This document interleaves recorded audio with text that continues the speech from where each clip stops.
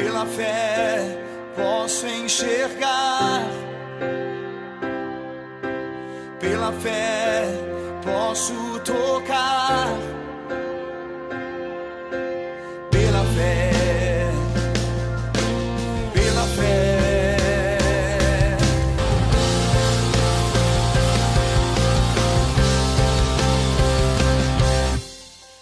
Muito bom dia, a paz do Senhor Jesus. Está começando mais um programa Restaurando Vidas para levar até você uma palavra de fé, esperança e amor. O que você tem buscado na sua vida? Quais são as suas prioridades? O consumismo chegou até você? Você sonha em consumir mais e mais? Essas coisas todas passarão, mas a palavra do Senhor permanecerá eternamente. Eu começo o programa de hoje com um versículo de Isaías capítulo 55. É o primeiro versículo, diz a palavra: venham todos vocês que estão com sede, venham às águas, e vocês que não possuem dinheiro algum, venham, comprem e comam, venham, compre vinho e leite, sem dinheiro e sem custo. Amém? O Senhor Deus nos faz um convite, o Senhor Deus nos faz um convite para nós abandonarmos a primeira necessidade, não ser mais as coisas do mundo, mas ser um encontro com Ele, ser a dependência dele, uma visão de um homem que não quer mais o consumismo do mundo, mas quer o quê?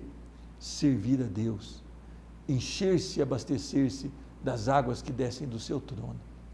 O mundo vai passar, talvez você trabalhe uma vida toda para conseguir uma casa própria, e no final da sua vida você não tem mais saúde para viver dentro dessa casa. Mas a palavra do Senhor te faz um alerta hoje. As coisas de Deus são muito mais importantes, são prioritárias. Isso não te custa nada, é graça, é favor imerecido. Deus traz abundância para o nosso coração, para a nossa alma, porque Ele é misericordioso, Ele é um Deus de perdão, Ele é um Deus de compaixão, e Ele convida você que a sua primeira necessidade seja o reino de Deus e a sua justiça, e as demais coisas Ele acrescenta. Que Deus te abençoe nessa sexta-feira, que você possa ser tocado pela palavra do Senhor. Eu quero conversar hoje com o pastor Mário. O pastor Mário foi um homem que recebeu uma palavra de derrota na vida dele, mas ele continuou firme e ele buscou até que encontrou o Senhor Jesus Cristo. Vamos então a essa entrevista?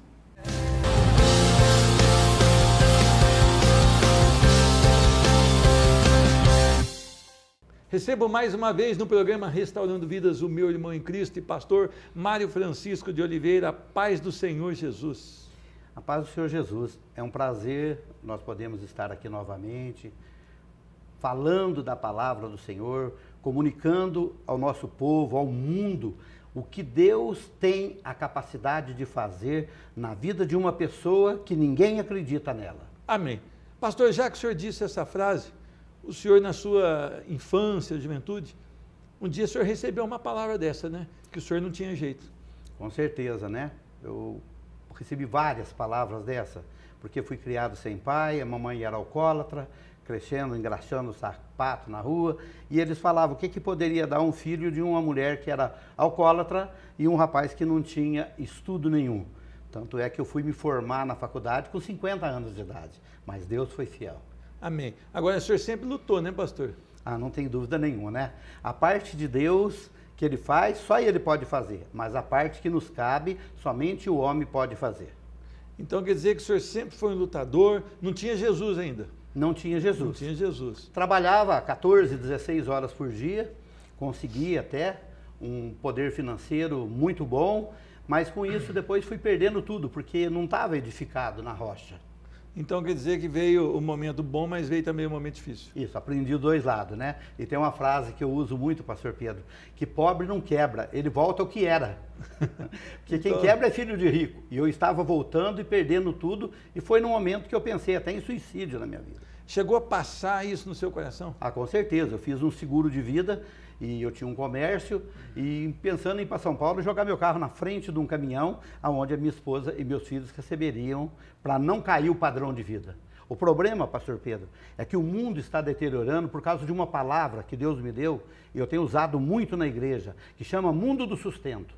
Esse mundo do sustento que é o dia a dia, que é inevitável na minha, na sua vida como pastor, tem conseguido tomar o tempo para nós não nos achegarmos ao Senhor. E com isso o inimigo tem liberdade para destruir todo o esforço que nós fizemos ser jogado por água abaixo. É o que está acontecendo no país. Então quer dizer que o simples hoje já não funciona, a gente quer um padrão, né? Não tem dúvida. E esse padrão nos transforma em homens e mulheres consumistas. Com certeza. E homens e mulheres consumistas se afastam da graça do Senhor.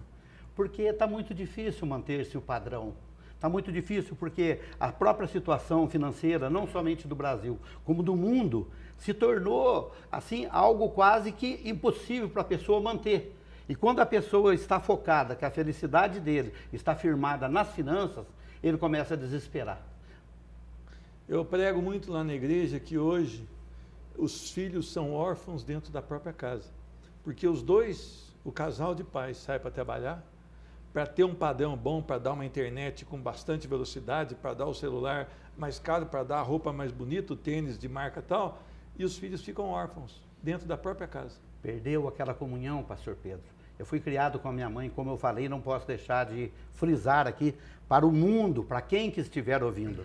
Mamãe alcoólatra, bebia, fumava, fez várias coisas que ela nem sonhou em fazer para poder me criar. Mas saí da minha casa com 21 anos de idade, sem colocar uma cerveja na boca e nem um cigarro, porque se eu colocasse, ela me matava. Então, esse respeito que ela nos deu, hoje, infelizmente, os pais não estão podendo dar. Nós, como pastores, nós não estamos podendo simplesmente ensinar a palavra de Deus, compartilhar a palavra de Deus. Temos que ser pai, temos que ser administrador. E mesma coisa as professoras na escola. A professora tem que dar educação, ela tem que dar conhecimento. Educação tem que dar aos pais. Mas por os isso pais que não dão? Os pais não dão. Por que os pais não dão? Porque não estão recebendo. E uma pessoa, pastor Pedro, ela só pode dar algo quando ela tem. Se ela não tiver, não tem o que oferecer, Tem. né? Por isso que o amor, a Bíblia ensina algo maravilhoso, e eu sou apaixonado, tenho passado para os meus pastores auxiliar, para que vivam e preguem o amor. Porque mesmo que eu falasse a língua dos anjos, se não tiver amor, de nada adiantaria. Agora, pastor, essa é uma palavra também que Jesus já nos deixou, né? Que o amor ia se esfriar. Com certeza. E já esfriou, faz tempo. O senhor tem visto isso? Eu tenho visto isso. Nós temos visto hoje que uma das palavras que tem se cumprido, que as pessoas iriam gostar, sentir coceira no ouvido para ouvir aquilo que lhe agradasse.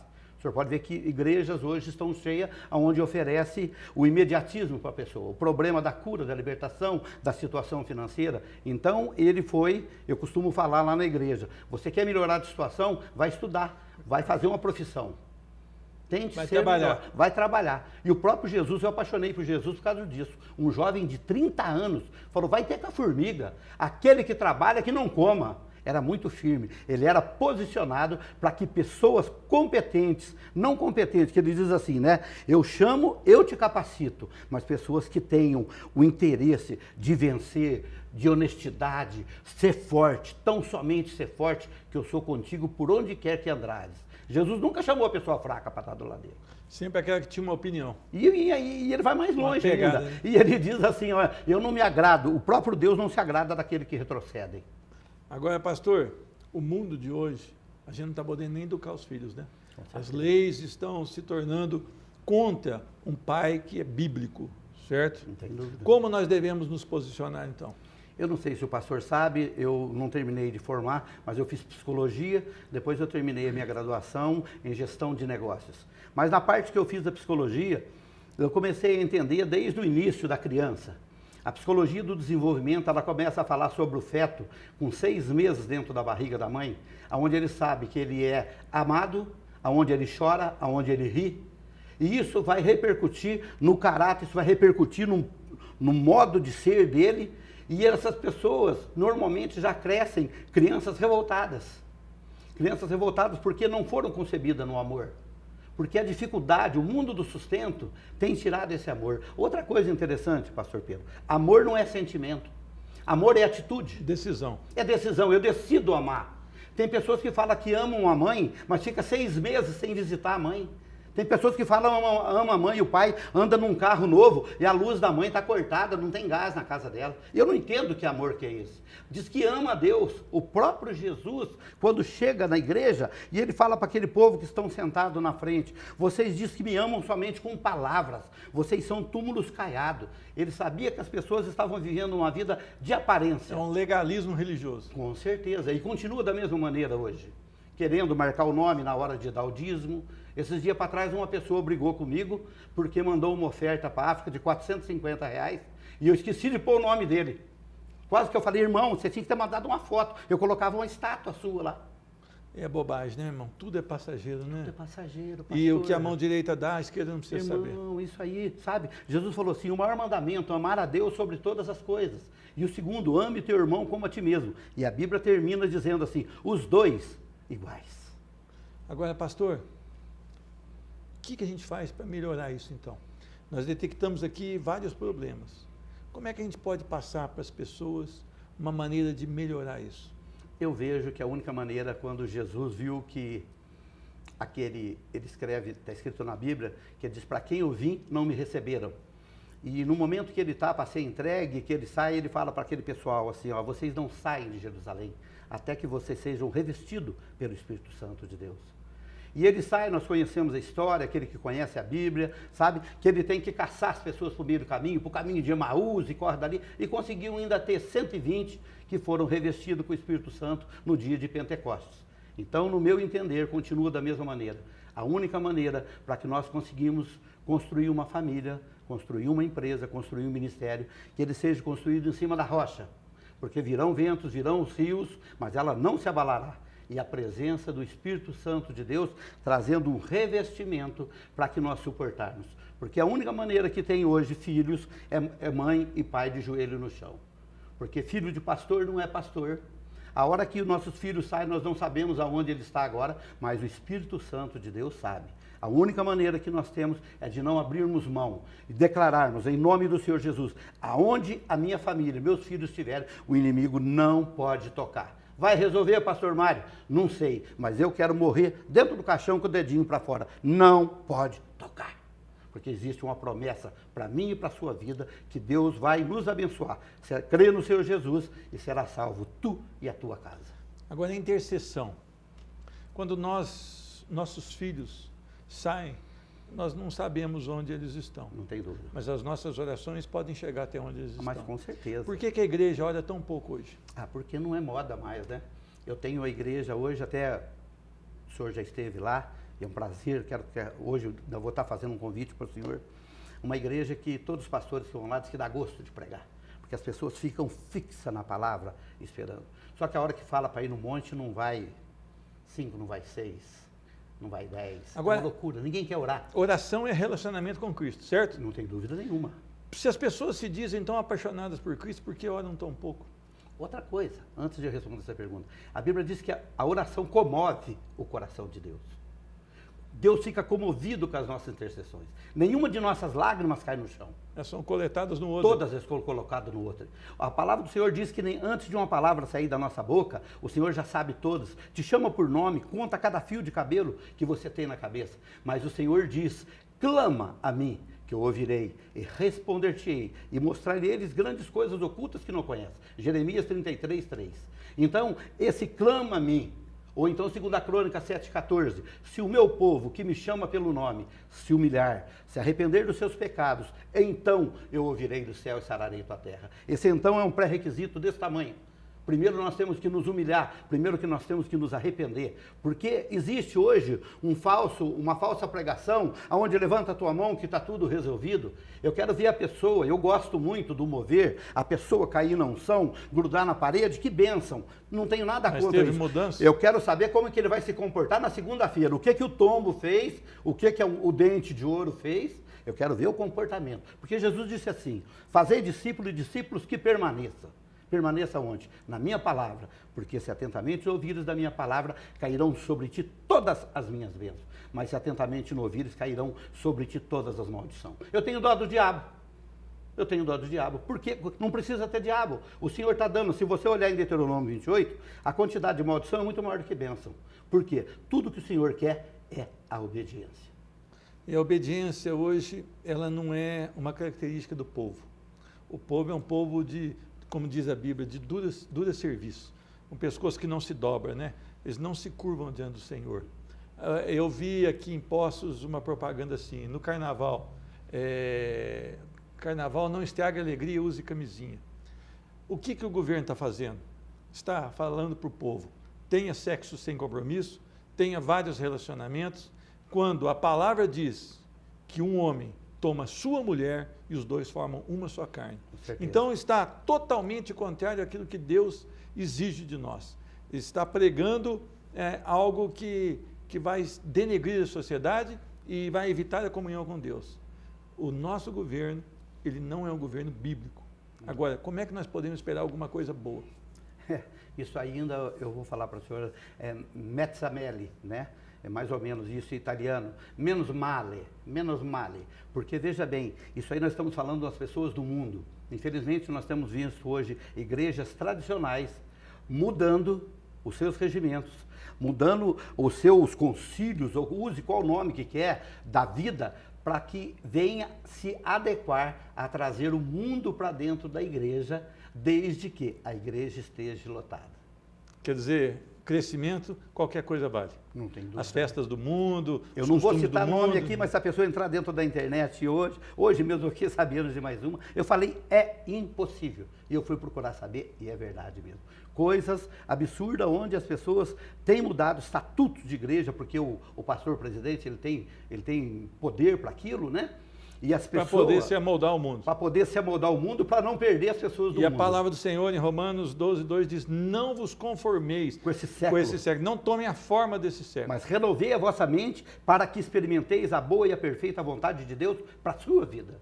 Então a boa, a perfeita vontade de Deus não tem acontecido para a vida das pessoas. Não pode se conformar com o mundo. Porque não podemos nos conformar. Há um pré-requisito para aquilo. O salário do pecado é a morte. A interrupção do poder de Deus na vida das pessoas, pastor. Pastor, nós vamos semana que vem falar só sobre a África. O senhor tem um projeto maravilhoso na África e eu queria falar sobre esse projeto. O que é um pastor abandonar o seu conforto, ir lá para o meio da África, sem conforto algum, para falar de Jesus. Tá bom? Será semana que vem aqui, em nome de Jesus. Programa Restaurando Vidas volta já já.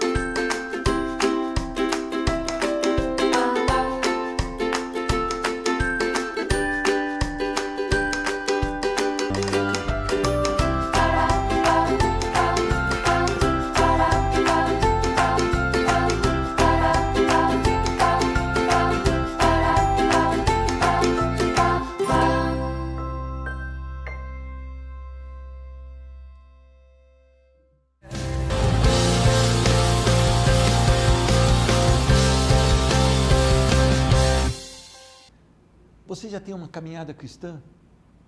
Você já se decidiu por Cristo Jesus? Na nossa caminhada cristã, nós temos muitas coisas que nos impedem, mas o Senhor Deus está sempre ali, disciplinando, corrigindo, cheio de amor, cheio de compaixão, para que nós não tiremos os nossos olhos do consumador da nossa fé, que é Cristo Jesus. Hebreus capítulo 12, versículos de 1 a 3, diz: portanto, também nós, uma vez que estamos rodeados por tão grande nuvem de testemunhas, livremo-nos de tudo que nos atrapalha e do pecado que nos envolve, e corramos com perseverança a corrida que nos é proposta, tendo os olhos fitos em Jesus, autor e consumador da nossa fé. Ele, pela alegria que lhe fora proposta, suportou a cruz, desprezando a vergonha, e assentou-se à direita do trono de Deus. Pensem bem naquele que suportou tal oposição dos pecadores contra si mesmo, para que vocês não se cansem nem desanimem. Amém? Vamos orar, Senhor Deus. Muito obrigado pelo privilégio que temos mais uma vez de estar diante da Tua palavra. Tu és o nosso Rei, Tu és o nosso Senhor, Tu és o nosso Deus. Eu peço a Tua bênção, eu peço o Teu cuidado sobre essa pessoa que assiste o programa Restaurando Vidas. Toca no coração dela com poder, glória e graça, para que ela seja uma pessoa que realmente ame a Cristo Jesus. E eu oro no nome do Seu Filho Jesus. Amém. Irmãos, como está a sua caminhada com Cristo? Você tem vontade de largar tudo? Você tem vontade de desanimar? Muitas vezes você começa um projeto e aquele projeto começa a apresentar alguns defeitos, alguns obstáculos, e você desanima do seu projeto. Mas eu queria falar hoje sobre a caminhada cristã. A caminhada cristã não pode ser abandonada. A caminhada cristã, ela tem resultado eterno e nós precisamos continuar. A primeira coisa que nos alegra aqui é que o texto diz: observe que grande quantidade de testemunhos nós temos. Se nós lemos, por exemplo, o capítulo 11 aqui de Hebreus, vai falar dos patriarcas, das pessoas que deram a vida para servir a Deus, das pessoas que morreram na obra do Senhor, das pessoas que realmente se dedicaram com o maior carinho para servir a Deus. Você não pode deixar de olhar para as pessoas que deram um ótimo testemunho, para que você se inspire nelas. Quando a gente lembra de José, uma pessoa que tinha tudo contrário a ele, mas se manteve firme em integridade, em honestidade e sempre fazendo algo mais. Ele foi honrado e foi governador de todo o Egito. Quando nós pensamos de Daniel, que propôs no seu coração não se contaminar, mas Deus o honrou, e ainda que ele fora jogado lá, junto com os leões, o Senhor fechou a boca dos leões, e nada lhe ocorreu. Por quê? Nós temos que olhar para esses testemunhos, e temos que aprender, e temos que dizer no nosso coração, há uma possibilidade, eu preciso ser fiel, eu preciso honrar o meu Senhor. E a palavra diz também, uma vez que estamos rodeados por tão grande nuvens de testemunhas, livremos de tudo que nos atrapalha. Na versão atualizada, fala de peso. Quais são os pesos que você carrega? O que está te atrapalhando na sua carreira da fé? Pode ser o seu orgulho? Sim. Mas pode ser as coisas materiais? Sim. Pode ser o jogo de futebol que você tanto ama, mas te rouba um tempo tão especial de adorar o Senhor? Sim. O que está te atrapalhando? Eu estou dando só exemplos. Eu não estou falando que você não deve gostar do seu jogo, não. Mas tudo aquilo que te impede de você estar na obra do Senhor, de você estar investindo tempo para a semeadura do Evangelho, é um peso. Muitas vezes um carro novo é um peso, porque você tem preocupação se ele vai sujar, se o irmão vai querer carona, se vai pisar no banco, se vai pisar com o pé sujo no tapetinho, e aquilo passa a ser um peso na sua vida. Tem muitas coisas que poderiam ser bênção, mas se transformam em peso nas nossas vidas. E a obra do Senhor não dá. A carreira que o Senhor propôs para nós completarmos, não dá para nós carregarmos todos os pesos. O que está te atrapalhando de ser um cristão? O que está te atrapalhando de desenvolver o ministério que Deus te deu? Todo esse peso deve ser lançado fora. Mas a palavra diz também, e do pecado que nos envolve. Interessante quando diz o pecado que nos envolve. Pecados pequenos, diz a palavra de um grande pensador cristão, são como aqueles ladrões menores, eles abrem a porta para o outro maior entrar. E os pecados pequenos, eles vão nos envolvendo e abrindo as portas para o pecado maior chegar. Eu não estou querendo aqui dizer que é pecadinho e pecadão, mas você me entende, que a gente começa com nada a ver, começa a se amoldar nas coisas do mundo, começa a achar que está tudo tranquilo, e o pecado vai nos envolvendo. Se você é cristão, tudo que você faz deve ser para louvor e para a glória do Senhor. Se você é dono de uma empresa, todas as ações da sua empresa devem ser para a glória do Senhor e não contra a palavra de Deus. Se você é um funcionário, as suas atitudes devem ser para a glória do Senhor. Você deve honrar o Senhor com as suas palavras, com o seu trabalho, com o seu esforço. E o pecado, ele tem envolvido a nossa sociedade. A televisão tem ditado regras, o homossexualismo tem ditado a moda, as pessoas estão sendo envolvidas pelo pecado, e você pode não estar prestando atenção nisso, mas talvez no seu coração, muitas coisas já têm tomado conta, já têm gerado vida em você. Como você vai reagir diante disso? O pecado leva à morte, e à morte eterna. E a palavra de Deus continua aqui: corramos com perseverança a corrida que nos é proposta. Toda corrida, toda pessoa que se prepara para uma grande maratona, ele tem que ter perseverança. Perseverança nos treinamentos, perseverança no regime, ali, vamos dizer, na dieta. Ele tem que ter perseverança em todas as coisas, para que ele consiga executar essa corrida. A nossa corrida da fé também é assim. Nós temos que perseverar nela. As pessoas lançarão dardos, o inimigo lançará dúvida no seu coração, mas você precisa perseverar. Você precisa falar: olha, no final eu vou declarar, valeu a pena correr a corrida do Senhor. Para isso, você tem que ter um foco, e o foco aqui diz assim: corramos com perseverança a corrida que nos é proposta. Deus tem algo proposto para a sua vida, e você precisa largar os seus planos para executar os planos de Deus, até porque os planos de Deus são perfeitos, e os nossos são totalmente falhos. Então, não é só perseverar numa corrida, mas em qual corrida eu devo perseverar? Na corrida que o Senhor me indicar, na corrida que o Senhor me direcionar, porque Ele é um Deus que não deixa nada sem propósito, e a sua vida é uma vida com propósito de glorificar Deus, de viver para o Senhor.